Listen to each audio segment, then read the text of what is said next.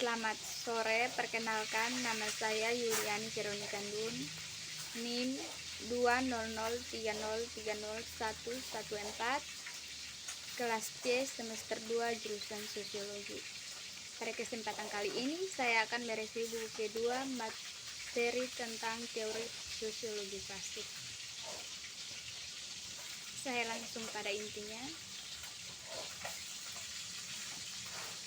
Dari filsafat sosial ke sosiologi. Premis ideologis dan teoritis dari pengetahuan sosiologi muncul pada pertengahan abad ke-19 sebagai ilmu independen tentang pola perkembangan dan fungsi sistem sosial. Bukan karena objek baru dari studi yang telah muncul, namun karena masalah telah berkembang dalam ilmu-ilmu sosial lain yang tidak dapat ditangani dengan cara tradisional. Adapun beberapa visi sosiologis dunia atau gaya berpikir sosiologis sebagai berikut. Yang pertama, pandangan masyarakat sebagai keseluruhan sistematik yang berfungsi dan berkembang sesuai dengan hukumnya sendiri, dan bukan sebagai sesuatu yang digabungkan secara mekanis. Yang kedua, sikap sadar terhadap studi tentang hubungan sosial yang benar-benar berbeda dengan konstruksi utopis dari sosial yang ideal. Yang ketiga, ketergantungan pada metode empiris penelitian, atau meskipun pemahaman metode ini mungkin berbeda dengan konstruksi filosofis spekulatif. Filsafat sosial pada masa modern mengembangkan masalah-masalah teoritis yang penting. Konstruksinya terbukti spekulatif dan tidak spesifik. Namun, sejalan dengan filsafat sejarah spekulatif pada abad ke-17 dan ke-18, studi sosial empiris mulai berkembang, terutama statistik sosial. Perubahan filsafat ilmu sosial. Kelahiran sosiologi juga terkait dengan kebutuhan sosial tertentu. Sama juga dengan filsafat sosial, pencerahan yang mencerminkan pecahnya tatanan dan kebangkitan masyarakat kapitalis baru, atau diantisipasi dengan banyak cara. Sosiologi muncul sebagai refleksi dari antagonisme batin masyarakat kapitalis dan sosial.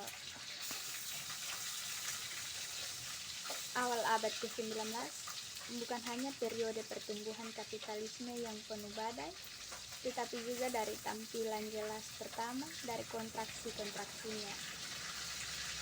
Pada sepertiga abad ke-19 ada 3 orientasi utama dan 3 sekelompok pemikir menjadi jelas diuraikan dalam pemikiran sosial politik Eropa Barat. Bertentangan dengan individualisme dan nominalisme sosial, pencerahan yang memperlakukan masyarakat sebagai hasil interaksi antar individu. Sosiologi di prerevolusioner Rusia. Sosiologi muncul di Rusia sebagai ilmu independen tentang pola perkembangan dan fungsi sistem sosial. Setelah reformasi 1861, ketika pelarangan resmi tertentu atas studi masalah sosial yang sebelumnya ada dan akhirnya dicabut, bahkan telah dilarang untuk menggunakan istilah masyarakat dan kemajuan surat kabar dan dokumen resmi dari Rusia sebelumnya. Beberapa hasil diantaranya memungkinkan untuk merumuskan ide-ide ilmiah yang progresif, misalnya justifikasi penyatuan sosiologi dan sejarah dalam kajian opini publik. Pentingnya ilmu ekonomi dalam perkembangan masyarakat, pengembangan metode secara komparatif pada data faktual yang luas. Situasi paradoks dibangun dalam studi sosial Rusia pada awal 1860. Sosiologi Rusia melewati 4 tahap dalam perkembangannya. Beberapa di antaranya berhasil satu sama lain, sementara yang lain hidup berdampingan dan berinteraksi. Tujuan studi dirumuskan dengan sangat abstrak. Pengumpulan dan